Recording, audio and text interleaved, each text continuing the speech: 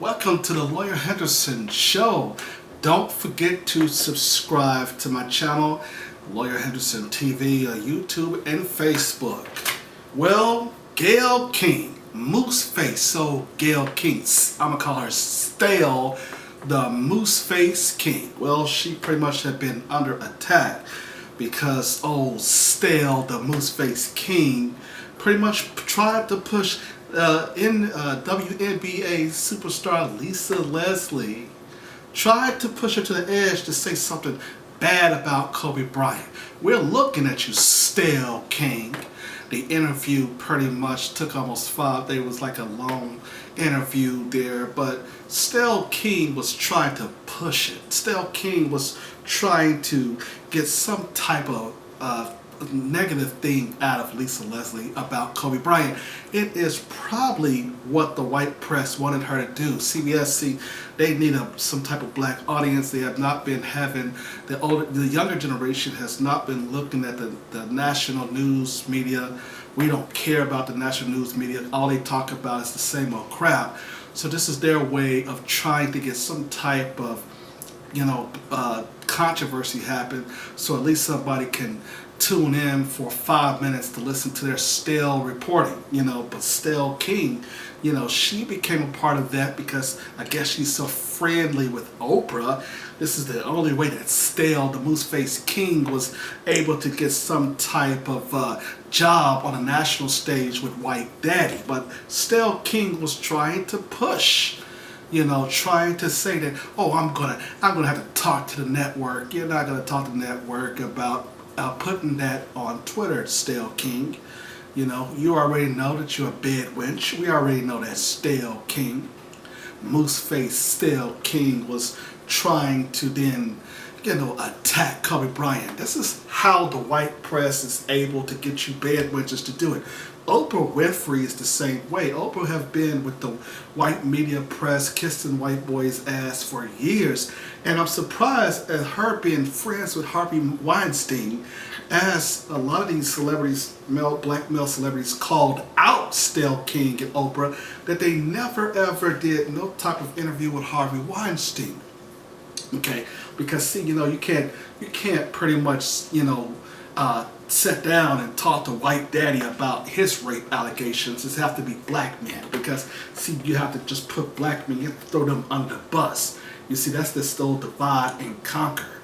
But it was another stupid ass black feminine came on the line. Her name is Chrissy.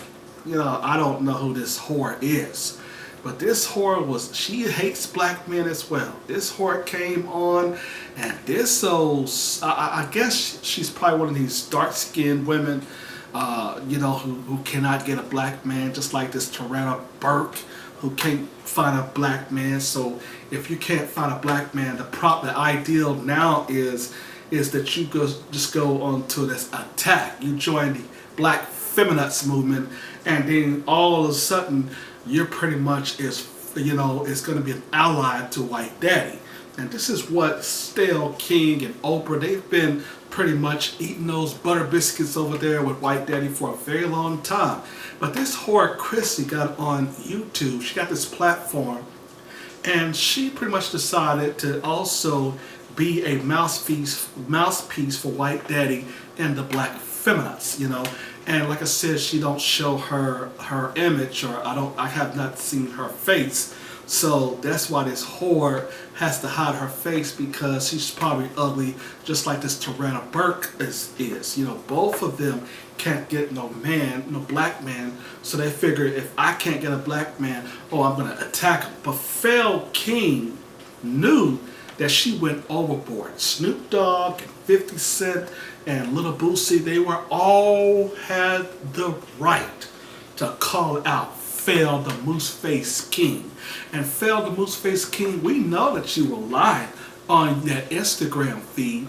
We know that you knew that the network was going to put that on their Twitter page, or whatever page that they put it on. Stale King, you were lying about that. And Oprah, your little friend, came on there. Oh, she's getting death threats. She's not doing okay. You know, she tried to do the white girl innocent role. She is not doing okay. Can I just tell you that? My lesbian lover is not doing okay. You see, Fel King, you and Okra has been, you know, the mouthpiece for White Daddy for a very long time. Fel King, you and Okra has been a disaster to the black community. As Snoop Dogg and Lil Boosie asked, why are y'all attacking black men? Why? Is that the only way that you can get some attention from White Daddy? See, what they're trying to do is they're trying to feminize black men in this society. And I asked the white press and these white supremacists, if you do that, well, who will then, you know, go to the army if they're feminine, they don't want to fight? You're not going to get the black feminists to go out there with guns and shoot up nobody. Nobody. You know, they're scared. The black feminists talk all of this stuff about black men, but who is protecting this country along with white men? It has been black men. The black feminists is not going to go out there with no guns. They're not going to go out there and fight in a war. Okay, so the men who help to protect this country, why are we being blasted in this whole entire society of news? You know, the white press have always been biased. And so this is the first time with us in the new voices of black media, we pretty much have to call this out. We have to make sure that black men stand up and have a spine. Black celebrities have to be also, black male celebrities have to continue to call out the media with their biasness. Fel King and Jerika Duncan, these are bad witches who was pretty much hired by the white supremacists to attack black men. Their job is to attack black men. That's their job. That's the only reason why White Daddy will give them a job, because if they're not attacking black men, then they are not useless. They're useless.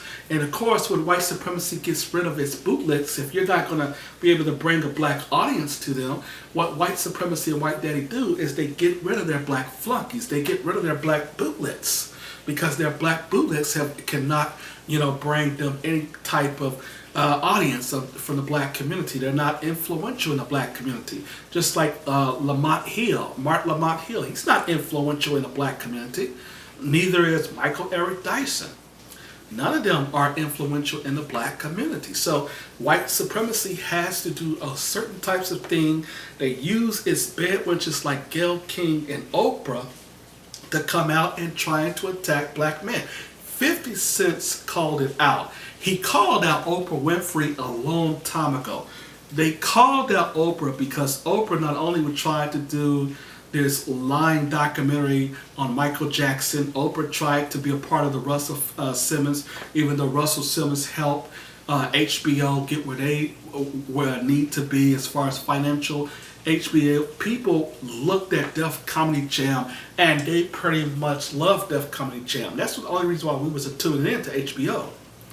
Okay, so now you have a situation where you have black men constantly being attacked, and these black females who are in journalism specifically, not all of them, but specifically in journalism, is trying to please White Daddy.